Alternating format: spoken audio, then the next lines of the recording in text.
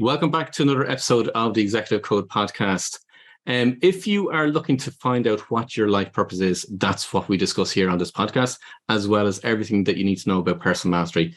If you want to discover your life purpose for yourself, head over to our website, paulwilliamdavis.com, and there's loads of different ways of how you can get in contact with us and how you can discover your life purpose. I'm here with a very special guest.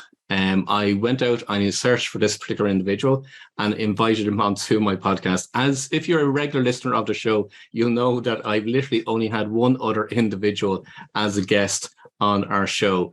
And my intention is literally to go out and find experts in their field and bring them onto the show to help you as listeners on your personal mastery journey.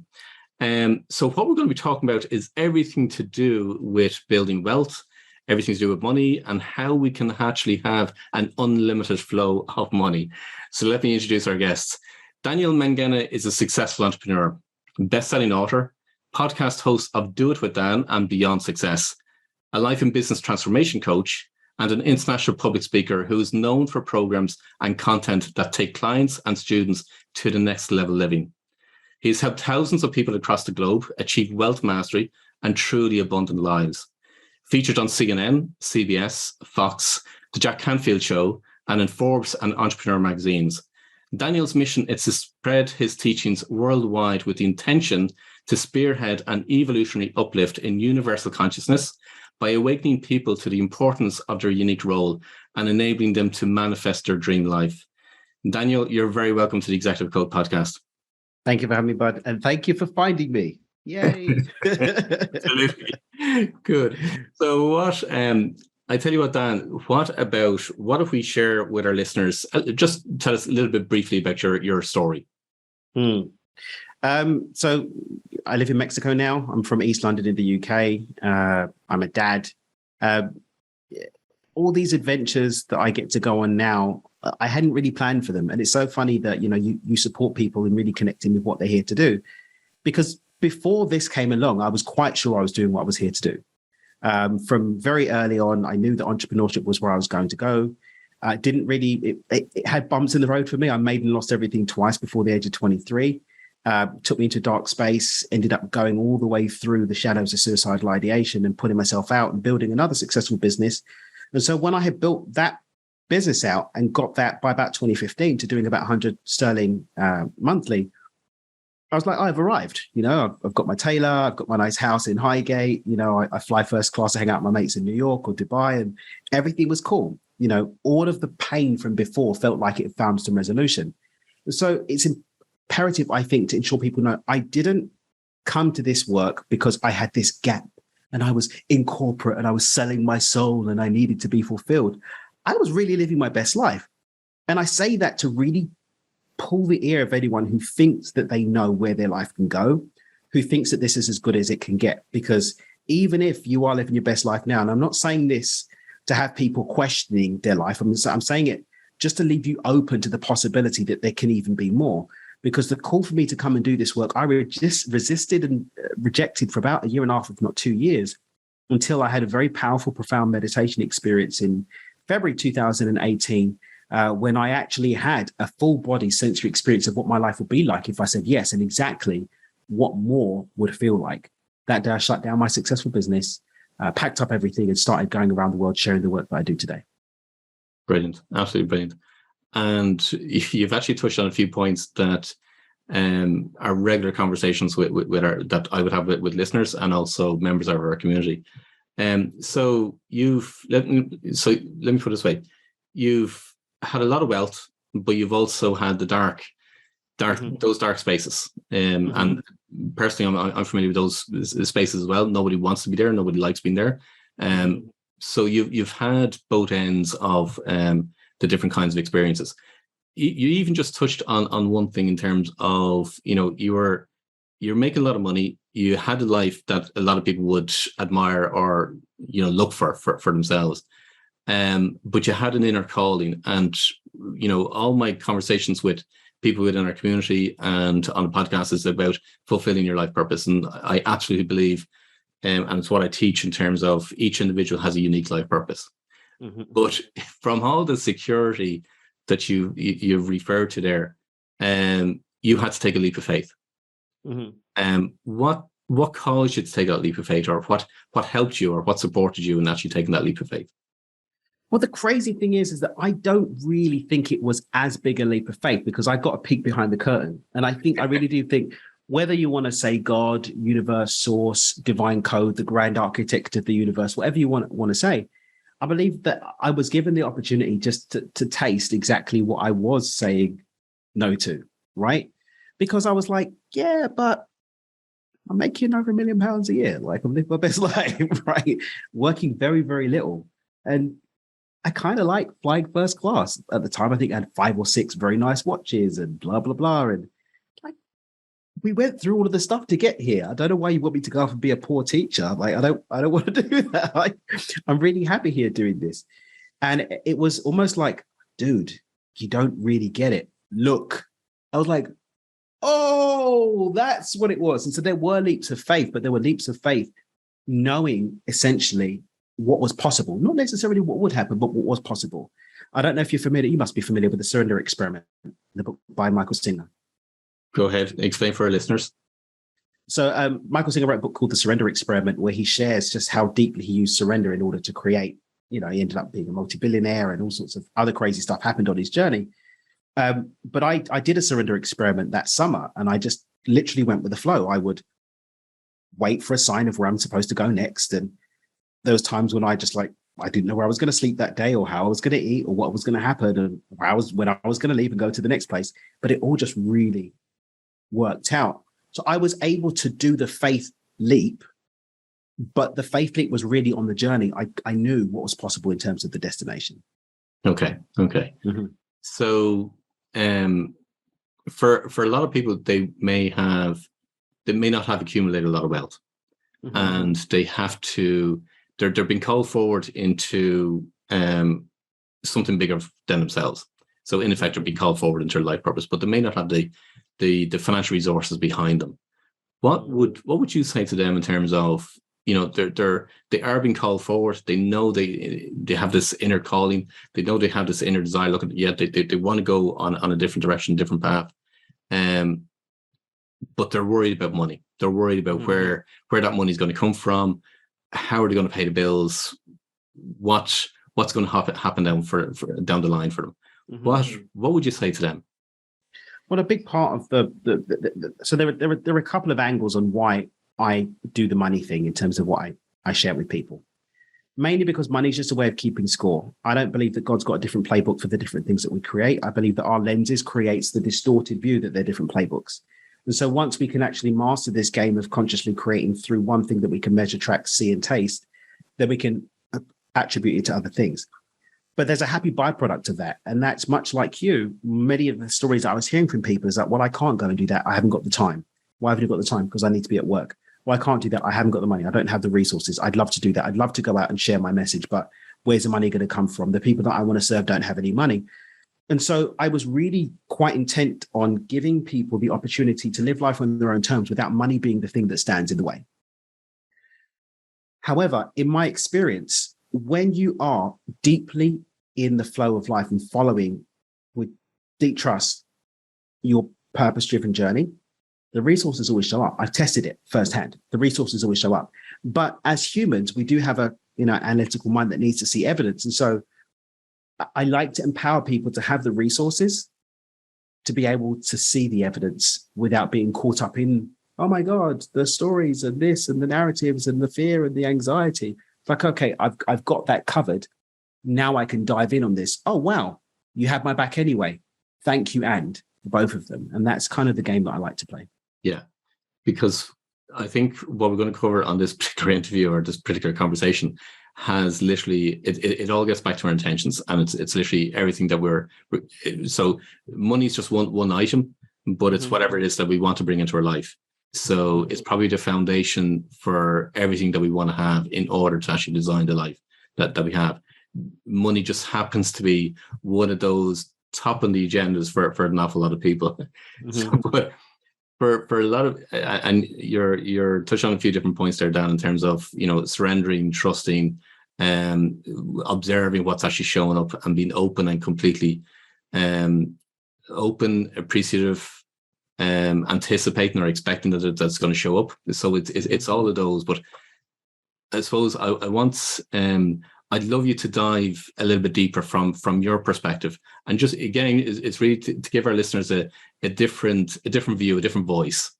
So for somebody that and you and I will know that gratitude is one of those really, really tough things for people to master, especially when somebody is in a situation whereby all they see is fear, worry, anxiety, stress.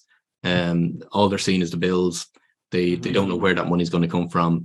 And then you and I are asking them to have gratitude for their situation and believe that everything's going to happen and everything's going to work out. And, the resources always show up. It might be the 11th hour, but they always show up. What would you say to our listeners from that side of things? So it's really crazy because, sometimes we've got all the intention in the world to be more grateful, but we get caught up in this bind that I love to call the dance between reality and truth. And the reality is that person could be a twat, right? The reality is that person did do you wrong, or that person isn't doing great, or life isn't really going apparently great right now. That could be the reality. But there's a difference between that apparent reality, which is seen through our lens, through our biases, through our experiences, through our trauma body, right? And the truth that there is something to be grateful for, that there is a higher plan, that actually there is no good and bad, right and wrong, or up and down. It all just is. But in order to be in position to see that truth, we need to be able to let go of the reality that we see in honor of the truth. And that for me is where gratitude becomes such a powerful thing. And this is something I practice daily myself. When I'm having a particular challenge with someone, rather than allowing my mind to focus on the challenge with the person, I sit down and I get my journal out and I say, okay, well, what's the smallest, even most stupid thing that I could be grateful for in this? And when I do workshops and stuff, the example I use is, let's say your partner cheats on you. Did they get the other person pregnant? Did they give you an STD? No, that's something to be grateful for. And it sounds weird, but at least that didn't happen is a perfect point to start the gratitude journey.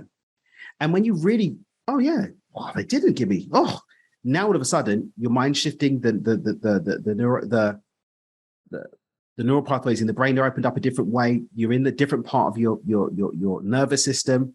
And now you can start to look for other things, maybe not necessarily in that same story, but other things going on in your life to build on.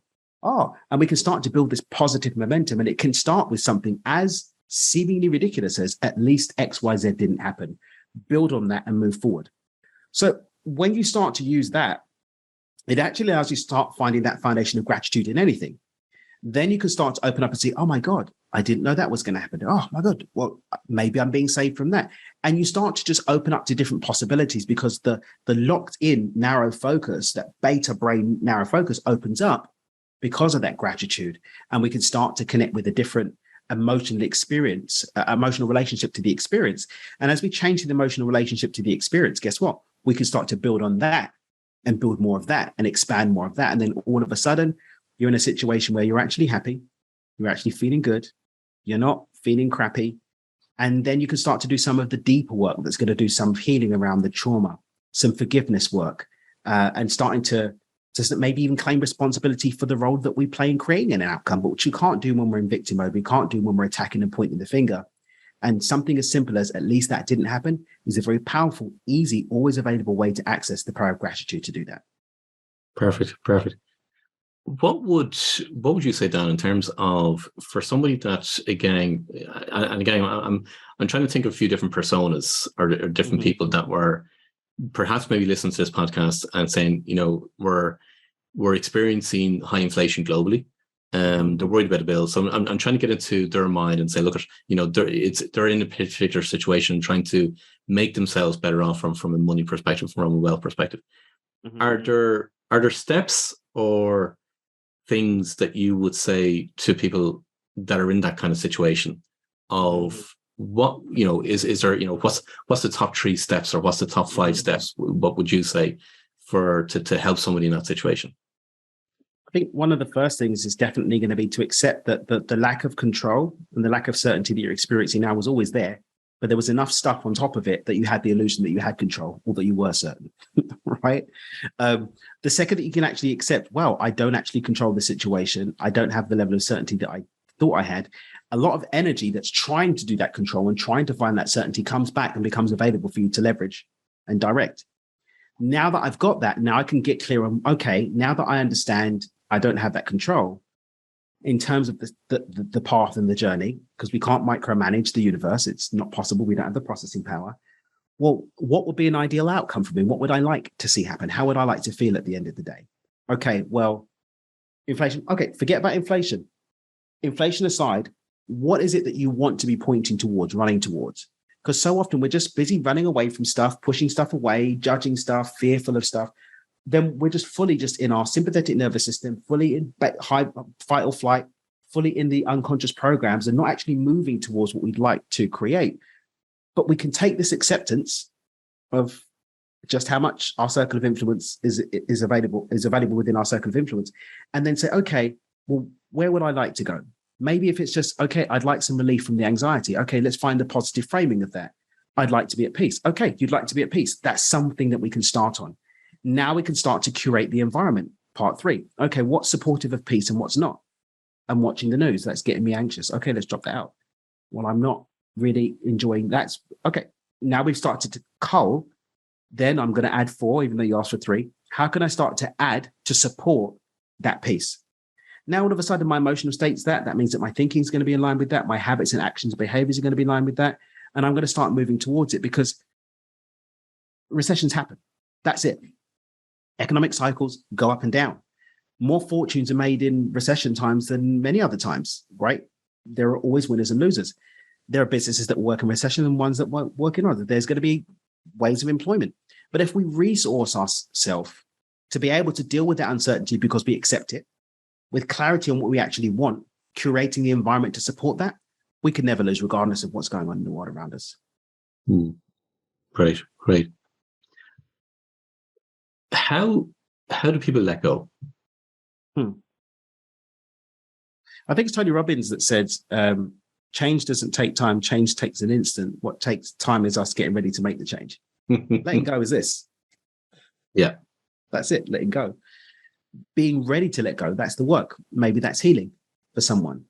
Maybe that's even just coming to acknowledgement of the fact that I am holding on. Maybe it's understanding what I've been holding on to, or maybe it's letting go of a lesser part of the bigger thing so we can test out letting go and seeing that it's not as scary as we think it is. Maybe it's getting clear on what I want on the other side of it so I can let go of this and know that I'm grabbing onto something better. But the letting go itself doesn't take time. It's dealing with the healing journey that we need to go through in order to be ready to let go, I think. So what is that healing journey, Dan? I think it's going to depend person to person.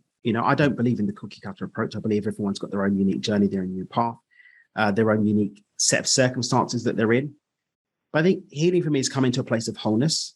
And that's fully accepting myself, fully accepting my circumstances, fully accepting my responsibility to marry myself and my circumstances. But most imperatively, honoring my journey towards that coming back to wholeness, which may include pain, may include discomfort, may include me accepting that maybe other people aren't as responsible for the life that I'm blaming them for as they are. But I believe, yes, healing is about coming to wholeness, and wholeness doesn't happen in part, it happens in whole. So there's a lot of accepting, forgiving, bringing in and letting go that's going to be part of that journey. Okay. And when it comes to something that we want to bring into our life, because we all talk about intentions, and I have a firm belief in relation to the power of our intentions. How do you bring your students through, or the clients that you work with, in terms of establishing the intentions that they want to have in their life, and what's the advice that you would give to somebody in relation to setting intentions and what it is that they want to bring into their life? You've got a free resource on the website called Intention Setting Cheat Sheet.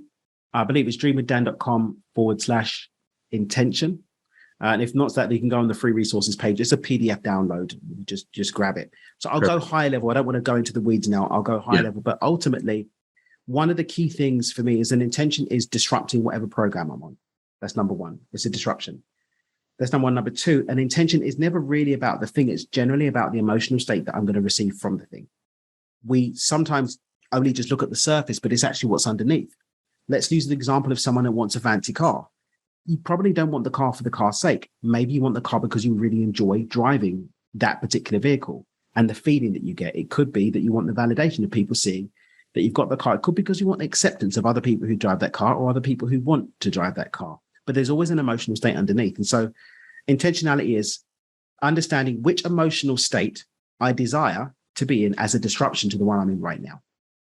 And then from there, I can start to build out, okay, well, what's my why behind it? What's in my life now that's supporting it? What's in my life that's disrupting it? What actions can I take right now in order to create a flow towards that intention?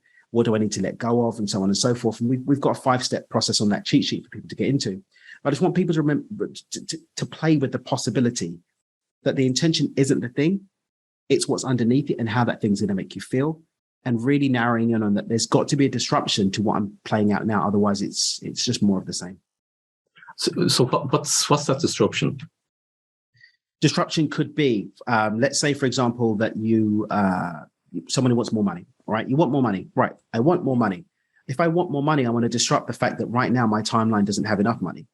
So I'm disrupting whatever pattern and programming is playing out not having enough money with I want more money. Then I can say, okay, how much money do I want? Why do I want it? What's the emotional state that I want? Okay, what's supporting that? What new habits do I need to have? Which habits and behaviors are playing out the old one? Which emotional states in my environment are triggering the old one? And that's where it comes in. Okay, no, great. There's one statement that you have, Dan, which is why money isn't your enemy. It's the key to giving. Mm-hmm. Explain that for our listeners. Why money's not the enemy, did you say? Why money isn't your enemy, it's the key to giving. So part of your money DNA. So a lot of people, when they get into the discussion about money, they've got such charge and such a trauma-driven relationship to it that they can't even start to see it for what it is. It's just a tool that you can use to be of contribution, that you can use to enjoy life on your own terms, that you can use to have more freedom, to use to have more power to bring your gifts into the world. It's just a tool that doesn't have an opinion. And yet we've started to personify it and give it these human traits so that we can demonize it and point at it. This creates a toxic relationship. And then when we wonder why we don't have enough of it, right?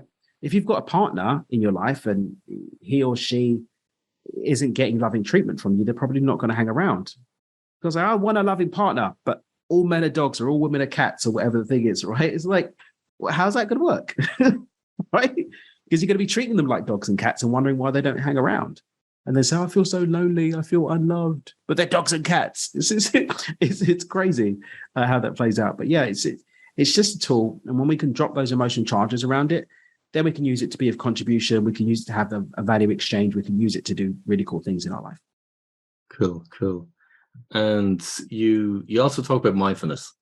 Mm-hmm. And you have how mindfulness is sabotaging your success. Mm-hmm. Talk to me a little bit about that, because when I saw that title, I kind of said, okay, that's interesting. Yeah, actually, right. I think that was the one I wrote for Entrepreneur Magazine. I think I did a blog about it as well. So, me and you, Paul, we're physical human beings, with meat suits moving through time and space. And yet, however, most people are going to be familiar with the phrase mind over matter, right? So there's a mental layer to our reality experience, which has an impact on what happens physically. When we look at what we get as results, those results that we get are because of what we've done through time and space, even if it's not doing anything through time and space that leads to a non-result. So we've got an action that leads to an outcome. But as much as 97% of our actions are being led by the unconscious mind, the unconscious programs. So we've got physical reality, we've got actions, we've got an unconscious. But then the unconscious is limited to our current emotional state because that shifts the chemicals and hormones in the body and limits our thinking capacity. If you don't believe me, look at crimes of passion, which is a very legal term. When someone's in a heightened emotional state, they can act outside of themselves. So we've got an emotional layer too, but then the emotional layer doesn't come from nowhere either. So we've got all of these different layers. And so we've got the more mainstream version of it, and then we've got more of an esoteric layer to that too. We've got that. This is a light matrix construct that our physical bodies are. And then we've got the mind as a layer of consciousness. And then we've got the spirit, energy fields and all these things. And when we start looking at mindfulness, we're looking at more the vanilla side and spirituality, more the esoteric side of things. But there's still just one layer of our experience. And yet so much focus is being given to that layer of experience that a lot of people get trapped there, don't deal with the next layers and wonder why they're not getting a result. And so there's my catchphrase, stop meditating. People are like, what do you mean stop meditating? Meditation changed my life. I said, I didn't say don't. I said stop. Do it, then stop it and go and take care of the mind and go take care of your actions, your habits and behaviors. Otherwise, nothing's going to change. If you just stop at the mindfulness, the spirituality, your spiritual practice, your yoga, your praying, your temple trips or whatever, then the mind's not going to change. It's going to keep churning out the same things. Your habits aren't going to change. You're going to keep churning out the same results. We have to take all of it into consideration. Perfect.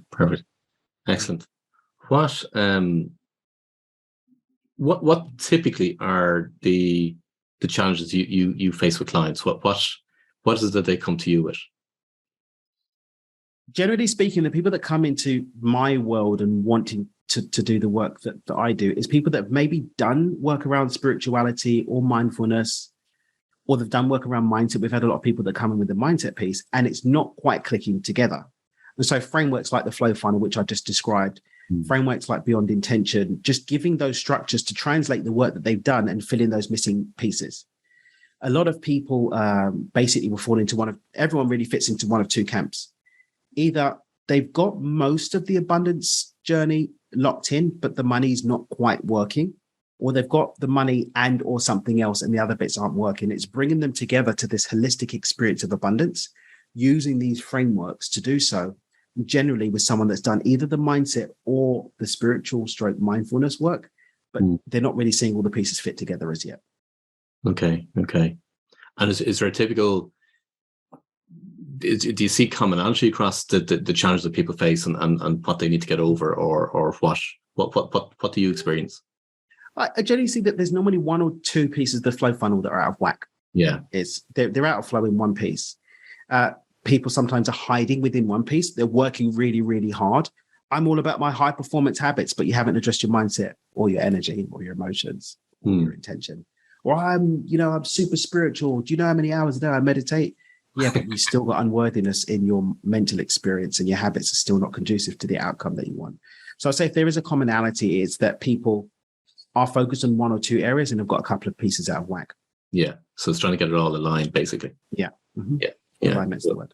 Yeah. Cool. What's your big dream? What are you trying to achieve? Right now, I'd love to be a full-time philanthropist, but I'm open to that changing. There's been times in my life I thought, this is what I'm going to do.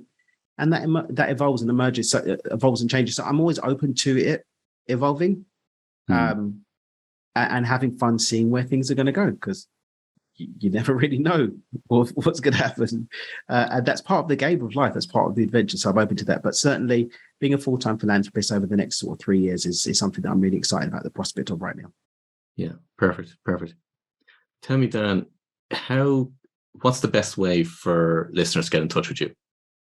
Always dreamwithdan.com. You can, get the entrepreneur articles, podcast episodes, blogs, free resources, information about books. Everything's in that one place, dreamwithdan.com. Perfect. Okay, well, what I'm going to do is I'm going to put all the links that you shared with me in the show notes, and you'll be able to find all the links there. As you're listening to this podcast, you can also watch it on our YouTube channel. And again, all the links will be shared there. Again, if you want to find out more about Dan, just go to a website, dreamwithdan.com, and you'll be able to get in touch with Dan and access the different resources that he has there as well. If you want to discover what your life purpose is, head over to paulwilliamdavis.com, and I'm there to help you in any shape or form, to help you on your journey towards personal mastery and fulfilling your life purpose. But until next time, I wish you every success.